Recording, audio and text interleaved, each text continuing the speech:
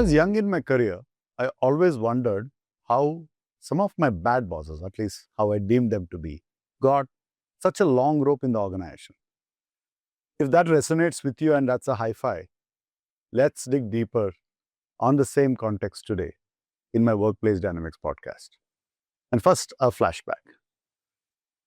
A few years ago, when I was employed in a large company, uh, a person who was at the level of, let's say, country head was asked to leave. And as soon as the mail came in one of the branches, few people stood up and clapped. It was that glaring. And we were all left wondering that if it was so apparent to all of us, why wasn't the senior management or, let's say, the board so inactive in taking the decision or delaying that? The first part is the mistake of hiring the wrong person. At least that's what we think. And two, hanging on to the decision, in terms of making the mistake again. You know the famous saying, when you repeat a mistake, it's no longer a mistake, but a decision. So why would boards do that or senior management do that? But then it's very easy when you are young in your career and you feel everything has to be changed based on what you experience.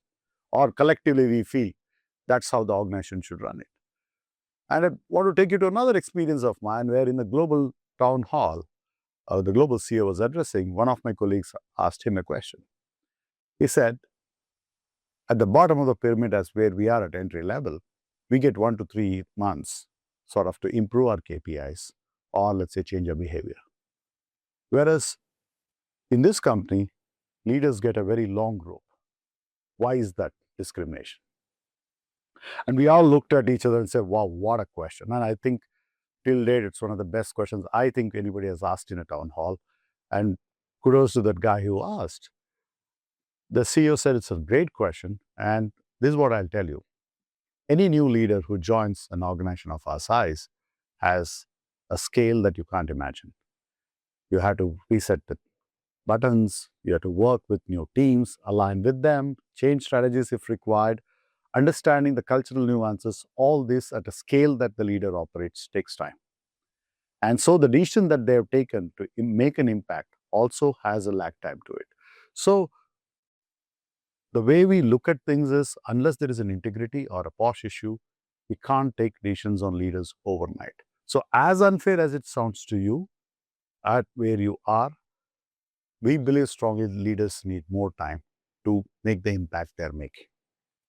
So it's not convincing for all of us because we looked at, okay, we had already made our calls on who's a good leader, bad leader, should they be, not be in all our gossip world, right?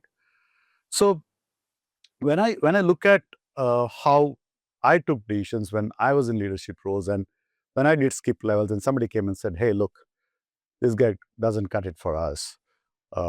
Always, megalomaniac, people give all kinds of names. Narcissist, doesn't take care of us, doesn't meet customers, always sitting in office, writing mails as to what we should do, very inconsistent, makes false promises, kinds of stuff, and the list can be, and most of them are behavioral in nature. So when I ask for the expectation from the skip level team members, what should we do? It sounds like the expectation is either I don't want to report to this person or indirectly sack the person, right? So we all think that it is easy to change leaders as it is. So from where we are, I always experience people who come into me complaining, so I can't work with this person. Do whatever you want. How is it possible in the organization context to make such decisions? I can think of situations where, I remember one more instance now as I'm speaking to you, where we announced one of the leaders' separation. And the peer, when he got to know, he asked, this decision should have been taken long ago. So, and the person who was saying it hadn't even performed for the last 2 years. So he said, look, it's the same.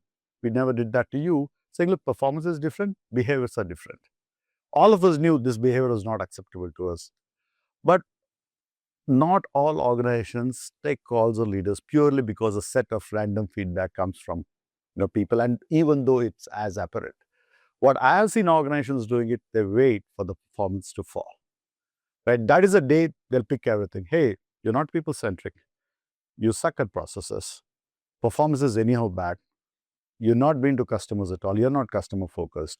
So you're not customer-focused, you're not people-focused, your performance is bad. Then it allows me to say overall, you are not a leader that we want to invest further. It's a nice cover. I wish organizations can look at the signals early, behavior based, and actually make those calls. But been there, done that, I can tell you it is not possible to just look at a set of behaviors or because the janta says, get rid of the person, get rid of the leader, just because it is convenient at that point of time. So the contextually, I've seen organizations waiting for the performance to fall and bring everything together and say, it's not working anymore. So if you still have questions around why some of the so-called bad bosses get longer rope, this is my long-winded answer. Thank you for tuning into my Workplace Dynamics podcast again. Till we meet again, bye-bye.